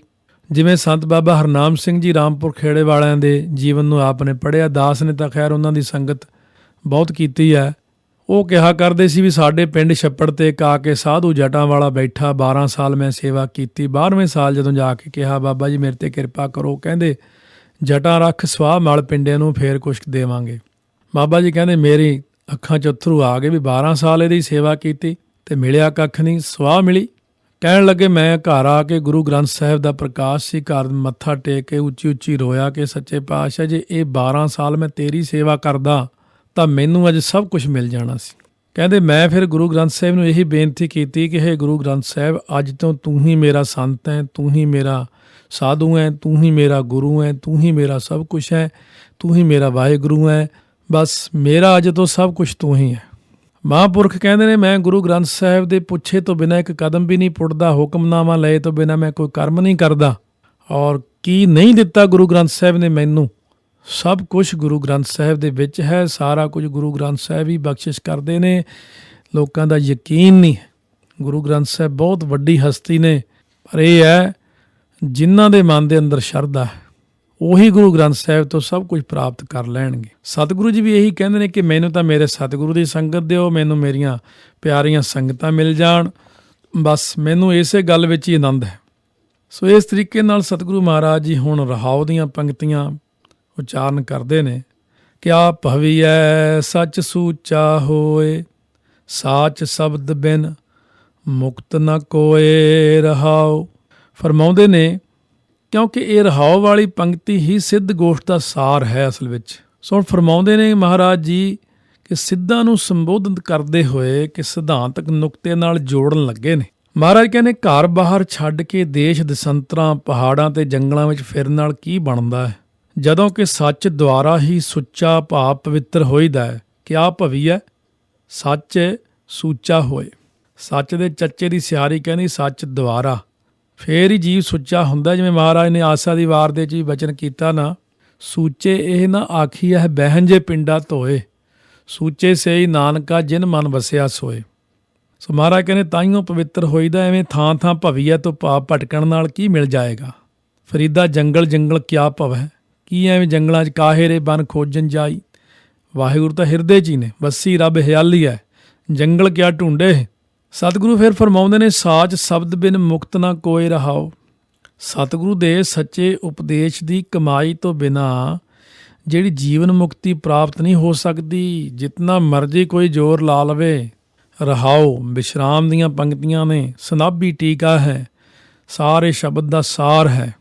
ਸਤਿਗੁਰੂ ਮਹਾਰਾਜ ਕਹਿੰਦੇ ਨੇ ਕਿ ਜਿਨ੍ਹਾਂ ਨੇ ਗੁਰੂ ਨਾਨਕ ਦੇਵ ਜੀ ਦੇ ਉਪਦੇਸ਼ ਨੂੰ ਕਮਾਇਆ ਹੈ ਨਾ, ਜਿਨ੍ਹਾਂ ਨੇ ਅੱਜ ਦੇ ਯੁੱਗ ਵਿੱਚ ਜੇ ਕਹੀਏ ਵੀ ਖੰਡੇ ਵਾਟੇ ਦਾ ਅੰਮ੍ਰਿਤ ਛਕ ਲਓ ਭਾਈ, ਸਾਰੇ ਜਣੇ ਗੁੱਸਾ ਕਰ ਲੈਂਦੇ ਨੇ। ਬਹੁਤ ਲੋਕ ਨੇ ਔਖਾ ਹੈ ਜੀ ਭਾਈ ਦੇਖੋ ਮੈਂ ਇੱਕ ਗੱਲ ਦੱਸ ਦਿਆਂ ਕਿ ਹੁਣ ਔਖਾ ਹੈ, ਫੇਰ ਸੌਖਾ ਹੀ ਸੌਖਾ ਹੈ, ਅਤੇ ਜੇ ਤੁਸੀਂ ਹੁਣ ਸੌਖੇ ਰਹੇ ਫਿਰ ਅੱਗੇ ਨੂੰ ਬਹੁਤ ਔਖਾ ਹੈ। ਮੈਂ ਕਈ ਵੱਡੇ ਨਾਂ ਨਹੀਂ ਲੈਂਦਾ, ਮੈਂ ਕਈ ਵੱਡੇ ਐਸੇ ਮਹਾਤਮਾ ਵੀ ਦੇਖੇ ਨੇ ਜਿਨ੍ਹਾਂ ਨੇ ਅੰਮ੍ਰਿਤ ਨਹੀਂ ਛਕਿਆ, ਸੱਚਖੰਡ ਤੋਂ ਵਾਪਸ ਮੋੜ ਦਿੱਤੇ, ਜਾਓ ਜਾ ਕੇ ਅੰਮ੍ਰਿਤ ਛਕ ਕੇ ਆਓ। ਮੈਨੂੰ ਗੱਲ ਯਾਦ ਆ ਗਈ ਪਿਛਲੀ ਵਾਰ ਜਦੋਂ ਵੈਨਕੂਵਰ ਦਾ ਰਹਿਣ ਵਾਲਾ ਇੱਕ ਸਿੰਘ ਹੈ, ਬੜੀ ਪਹੁੰਚੀ ਅਵਸਥਾ ਦਾ ਮਾਲਕ, ਹੁਸ਼ਿਆਰਪੁਰ ਜ਼ਿਲ੍ਹੇ 'ਚ ਫੋਨ 'ਤੇ ਮਹਾਂਪੁਰਸ਼ ਕਿਸੇ ਨਾਲ ਗੱਲ ਕੀਤੀ। ਮਹਾਂਪੁਰਸ਼ ਕਹਿੰਦੇ ਮੈਂ 15 ਕੁ ਦਿਨਾਂ ਬਾਅਦ ਸਰੀਰ ਛੱਡ ਜਾਣਾ ਭਾਈ। 15ਵੇਂ ਦਿਨ ਉਹ ਸਿੰਘ ਨੇ ਸ਼ਾਮ ਨੂੰ ਫੋਨ ਕੀਤਾ ਜਦੋਂ ਇੰਡੀਆ, ਬਈ ਮਹਾਂਪੁਰਸ਼ੋ ਤੁਸੀਂ ਤਾਂ ਹਲੇ ਬੈਠੇ ਹੋ, ਤੁਸੀਂ ਕਹਿੰਦੇ ਸਰੀਰ ਛੱਡ ਜਾਣਾ। ਕਹਿੰਦੇ ਭਾਈ ਤਿਆਰੀ ਤਾਂ ਮੈਂ ਕਰ ਲਈ ਸੀ ਜਾਣ ਦੀ, ਪਰ ਮੈਨੂੰ ਆਕਾਸ਼ਬਾਣੀ ਇਹ ਹੋਈ ਹੈ ਕਿ ਸਿੰਘਾ ਭਾਈ ਤੂੰ ਮੂਲ ਮੰਤਰ ਦਾ ਪਾਠ ਗੁਰਪ੍ਰਸਾਦ ਤੱਕ ਕਰਦਾ ਰਿਹਾ ਹੈ ਅਤੇ ਨਾਨਕ ਨਾਮ ਤੂੰ ਵਿੱਚੋਂ ਛੱਡ ਦਿੱਤਾ, ਇਸ ਕਰਕੇ ਅਸੀਂ ਤੈਨੂੰ 15 ਦਿਨ ਹੋਰ ਦਿੰਦੇ ਹਾਂ। 15 ਦਿਨਾਂ ਤੋਂ ਬਾਅਦ 15 ਦਿਨ ਤੱਕ ਨਾਨਕ ਹੋਸੀ ਵੀ ਸੱਚ ਤੱਕ ਦਾ ਜਾਪ ਕਰ, ਤਾਂ ਤੈਨੂੰ ਸੱਚਖੰਡ ਦੇ ਦਰਵਾਜ਼ੇ ਖੁੱਲ੍ਹਣਗੇ। ਮੈਨੂੰ ਇਸ ਵਕਤ ਉਹਨਾਂ ਦਾ ਨਾਂ ਯਾਦ ਨਹੀਂ, ਵੈਨਕੂਵਰ ਵਾਲੇ ਸਿੰਘ ਦਾ ਨਾਂ ਵੀ ਨਹੀਂ ਯਾਦ। ਇਹ ਮੈਨੂੰ ਟੋਰਾਂਟੋ ਵਿੱਚ ਸਿੰਘਾਂ ਨੇ ਗੱਲ ਦੱਸੀ ਸੀ। ਅਗਰ ਕਿਸੇ ਨੂੰ ਸ਼ੰਕਾ ਹੋਵੇ ਇਸ ਗੱਲ ਦੀ, ਹਾਂ ਮੈਂ ਪਤਾ ਕਰਕੇ ਵੀ ਉਹ ਮਹਾਂਪੁਰਖਾਂ ਦਾ ਕੀ ਨਾਂ ਸੀ, ਉਹਨਾਂ ਨੇ ਆਪਣੀ ਸੰਗਤ ਨੂੰ ਵੀ ਇਹ ਗੱਲ ਸੁਣਾਈ, ਭਾਈ ਅੱਗੇ ਜਾਣ ਨਹੀਂ ਦਿੰਦੇ।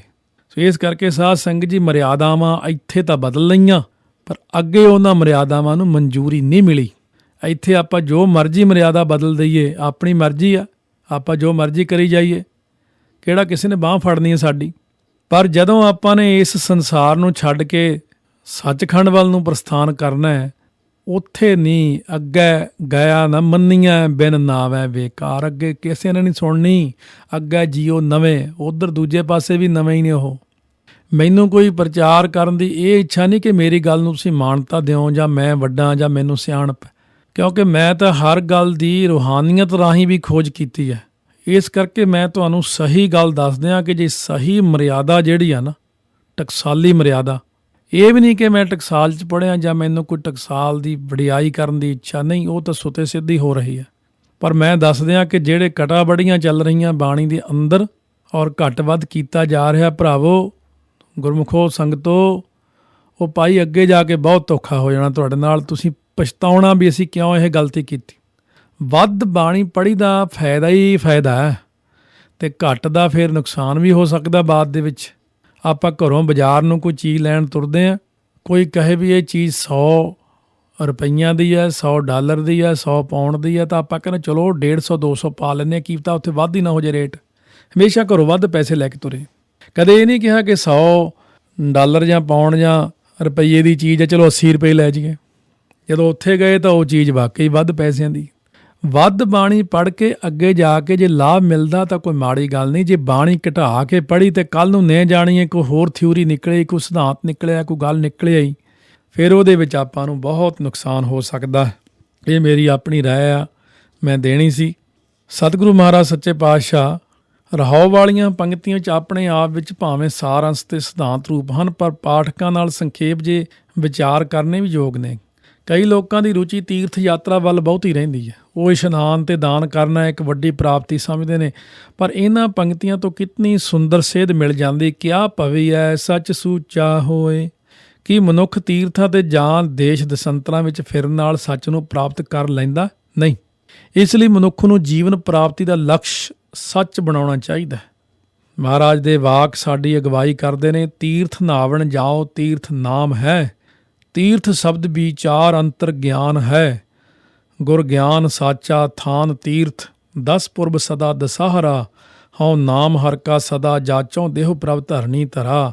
ਸੰਸਾਰ ਰੋਗੀ ਨਾਮ ਦਾਰੂ, ਮੈਲ ਲਾਗੈ ਸੱਚ ਬਿਨਾ। ਗੁਰਵਾਕ ਨਿਰਮਲ ਸਦਾ ਚਾਨਣ, ਨਿਤ ਸਾਚ ਤੀਰਥ ਮੱਜਣਾ। ਫੇਰ ਫਰਮਾਉਂਦੇ ਨੇ, ਤਨ ਮਹਿ ਮਨੁਆ ਮਨ ਮਹਿ ਸਾਚਾ, ਸੋ ਸਾਚਾ ਮਿਲ ਸਾਚੇ ਰਾਚਾ। ਸਿਧਾਂਤ ਇਹ ਹੈ ਕਿ ਹਿਰਦੇ ਵਿੱਚ ਸੱਚ ਵਸਣ ਨਾਲ ਹੀ ਮਨੁੱਖ ਸੱਚਾ ਹੋ ਸਕਦਾ। ਬਾਹਰ ਫਿਰਨ ਨਾਲ ਤੇ ਇਸ਼ਨਾਨ ਕਰਨ ਨਾਲ ਨਾ ਸੁੱਚਾ ਹੁੰਦਾ ਨਾ ਸੱਚਾ ਹੁੰਦਾ। ਸੋ ਮਹਾਰਾਜ ਕਹਿੰਦੇ ਨੇ, ਭਾਈ ਜਦੋਂ ਮੁਕਤੀ ਹੋਣੀ ਹੈ ਨਾ, ਸੱਚੇ ਗੁਰੂ ਦੇ ਉਪਦੇਸ਼ ਨਾਲ ਹੀ ਹੋਣੀ ਹੈ। ਕੱਚੇ ਗੁਰੂ ਦੇ ਪ੍ਰਾਪਤੀ ਕਰਨ ਨਾਲ, ਕੱਚਿਆਂ ਪਿੱਲਿਆਂ ਨਾਲ ਮਿਲਣੇ ਕਰਕੇ ਕਦੇ ਵੀ ਕੁਛ ਪ੍ਰਾਪਤੀ ਨਹੀਂ ਹੋਈ। ਹੁਣ ਸਿੱਧਾ ਨੇ ਅੱਗੇ ਪ੍ਰਸ਼ਨ ਸ਼ੁਰੂ ਕੀਤੇ ਕਰਨੇ। ਆਓ ਅੱਗੇ ਪ੍ਰਸ਼ਨ ਕਰਦੇ ਹਨ। ਕਵਨ ਤੁਮੇ ਕਿਆ ਨਾਉ ਤੁਮਾਰਾ, ਕੌਣ ਮਾਰਗ ਕੌਣ ਸੁਆਓ। ਇਹ ਹੁਣ ਚਰਪਟ ਜੋਗੀ ਨੇ ਪ੍ਰਸ਼ਨ ਕੀਤਾ। ਚਰਪਟ ਨਾਥ, ਘੁੱਗੂ ਨਾਥ, ਮੰਗਲ ਨਾਥ, ਇਹ ਸਾਰੇ ਨਾਂ ਅੱਗੇ ਚੱਲ ਕੇ ਆਉਣਗੇ ਵੀ, ਔਰ ਚਰਪਟ ਆਪਣਾ ਨਾਂ ਵਿੱਚ ਦੇਵੇਗਾ ਵੀ। ਮਹਾਰਾਜ ਨੇ ਉਹਦਾ ਨਾਂ ਦਿੱਤਾ ਵੀ ਕਿਹਨੇ ਪ੍ਰਸ਼ਨ ਕੀਤਾ। ਹੁਣ ਕਹਿੰਦੇ, ਕਵਨ ਤੁਮੇ, ਤੁਸੀਂ ਕੌਣ ਹੋ। ਕਿਆ ਨਾਮ ਤੁਮਾਰਾ, ਤੁਹਾਡਾ ਨਾਮ ਕੀ ਹੈ। ਕੌਣ ਮਾਰਗ, ਤੁਹਾਡਾ ਪੰਥ ਕੀ ਹੈ।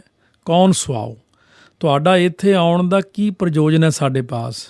ਸਾਚ ਕਹੋ ਅਰਦਾਸ ਹਮਾਰੀ, ਹਉ ਸੰਤ ਜਨਾ ਬਲ ਜਾਓ। ਧੰਨ ਗੁਰੂ ਨਾਨਕ ਦੇਵ ਜੀ ਨੇ ਸਾਰੇ ਪ੍ਰਸ਼ਨਾਂ ਦਾ ਇਹ ਉੱਤਰ ਦਿੱਤਾ ਕਿ ਮੈਂ ਸੱਚ ਕਹਿੰਦਾ ਅਤੇ ਇਹ ਮੇਰੀ ਅਰਦਾਸ ਹੈ ਕਿ ਮੈਂ ਸੰਤ ਜਨਾਂ ਤੋਂ ਸਦਕੇ ਜਾਂਦਾ। ਮੈਂ ਤਾਂ ਭਾਈ ਤੁਹਾਡੇ ਦਰਸ਼ਨਾਂ ਨੂੰ ਆਇਆ। ਸਾਧ ਸੰਗਤ, ਜੇ ਦੂਜੇ ਨੂੰ ਨਿਮਰਤਾ ਸਿਖਾਉਣੀ ਹੋਵੇ ਤਾਂ ਆਪ ਨਿਮਰਤਾ 'ਚ ਆਉਣਾ ਪੈਂਦਾ। ਅਸੀਂ ਕਿਸੇ ਅੱਗੇ ਝੁਕਦੇ ਹਾਂ ਤਾਂ ਉਹ ਸਾਡੇ ਅੱਗੇ ਝੁਕਦਾ। ਧੰਨ ਗੁਰੂ ਨਾਨਕ ਦੇਵ ਜੀ ਨਿਮਰਤਾ ਦੇ ਪੁੰਜ, ਨਿਮਰਤਾ ਦੀ ਹੱਦ। ਧੰਨ ਹੈ ਸੱਚੇ ਪਾਤਸ਼ਾਹ ਕਹਿੰਦੇ, ਮੈਂ ਤਾਂ ਭਾਈ ਦਰਸ਼ਨਾਂ ਨੂੰ ਆਇਆ। ਆਪਾਂ ਕਹਿ ਸਕਦੇ, ਆਪਾਂ ਆਇਡੈਂਟੀਫਿਕੇਸ਼ਨ ਦੇਣੀ ਸ਼ੁਰੂ ਕਰਦੇ ਹਾਂ, ਉਹ ਭਾਈ ਮੈਂ ਫਲਾਨਾ।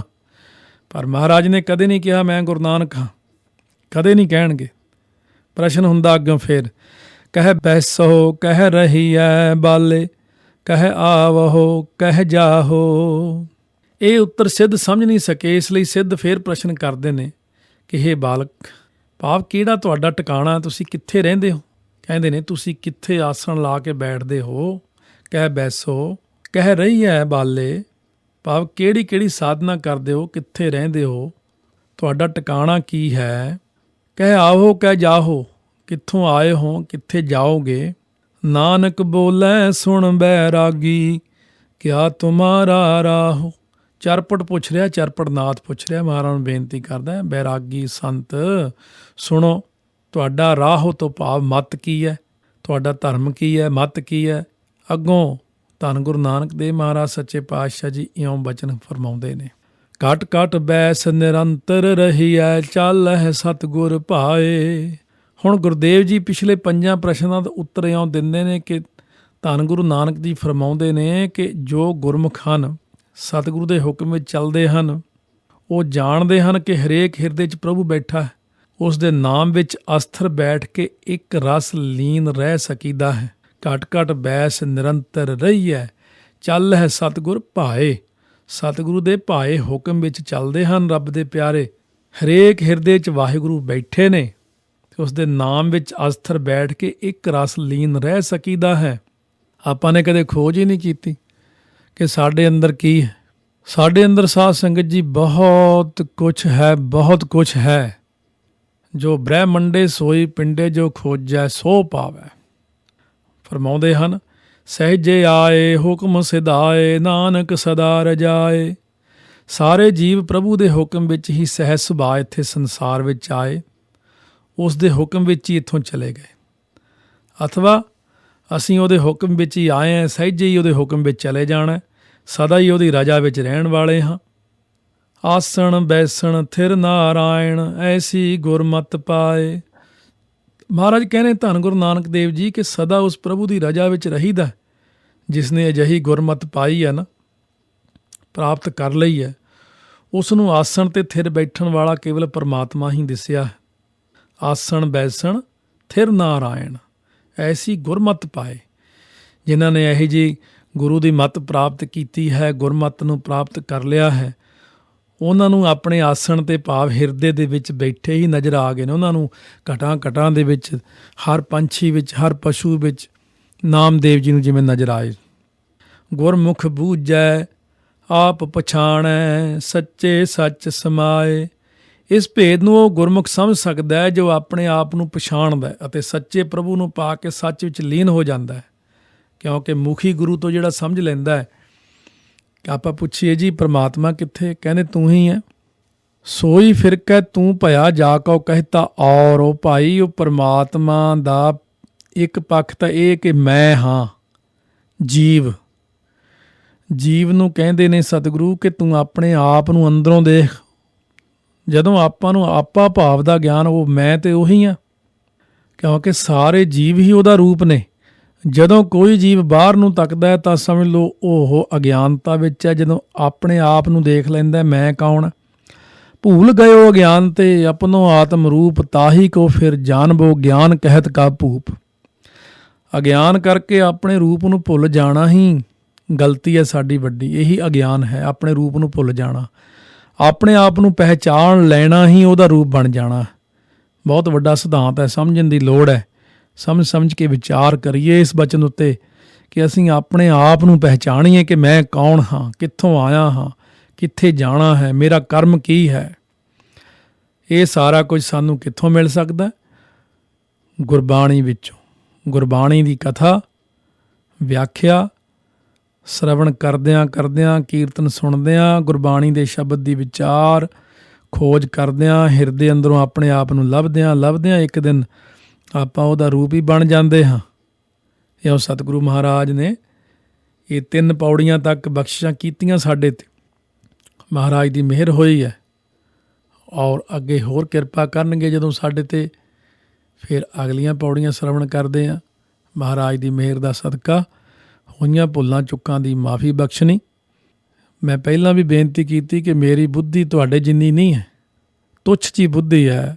ਜਿੰਨਾ ਕੁ ਰੱਬ ਨੇ ਮੈਨੂੰ ਦਿਮਾਗ ਦਿੱਤਾ ਬੁੱਧੀ, ਮੈਂ ਆਪਣੇ ਅਨੁਸਾਰ ਕਹਿ ਰਿਹਾ, ਤੁਸੀਂ ਆਪਣੇ ਅਨੁਸਾਰ ਕਹਿ ਰਹੇ ਹੋ। ਕੋਈ ਗਲਤੀ ਹੋ ਗਈ ਹੋਵੇ ਸੁਝਾਅ ਜ਼ਰੂਰ ਦਿਓ ਔਰ ਮਾਫ ਵੀ ਕਰ ਦਿਓ। ਇਹ ਜਾਣ ਲਓ ਵੀ ਸਾਡਾ ਹੀ ਹੈ, ਇਹ ਬਗਾਨਾ ਜਾਣ ਕੇ ਨਾ ਮੈਨੂੰ ਟੋਕਿਓ। ਮੈਂ ਤੁਹਾਡਾ ਸੇਵਾਦਾਰ ਹਾਂ, ਤੁਹਾਡਾ ਪ੍ਰਚਾਰਕ ਹੈ। ਕੋਈ ਗਲਤੀ ਹੋ ਜਾਏ, ਅਣਜਾਣ ਬੱਚਾ ਜਾਣ ਕੇ ਮਾਫ ਕਰਨਾ। ਔਰ ਅਰਦਾਸ ਕਰੋ ਕਿ ਮਹਾਰਾਜ ਸਾਤੋਂ ਇਹ ਸੇਵਾ ਲੈਂਦੇ ਰਹਿਣ, ਅਸੀਂ ਸੰਗਤਾਂ ਦੀ ਸੇਵਾ ਕਰਦੇ ਰਹੀਏ। ਪਿਆਰ ਨਾਲ ਫਤਿਹ ਉਚਾਰਨ ਕਰੀਏ। ਵਾਹਿਗੁਰੂ ਜੀ ਕਾ ਖਾਲਸਾ, ਵਾਹਿਗੁਰੂ ਜੀ ਕੀ ਫਤਿਹ।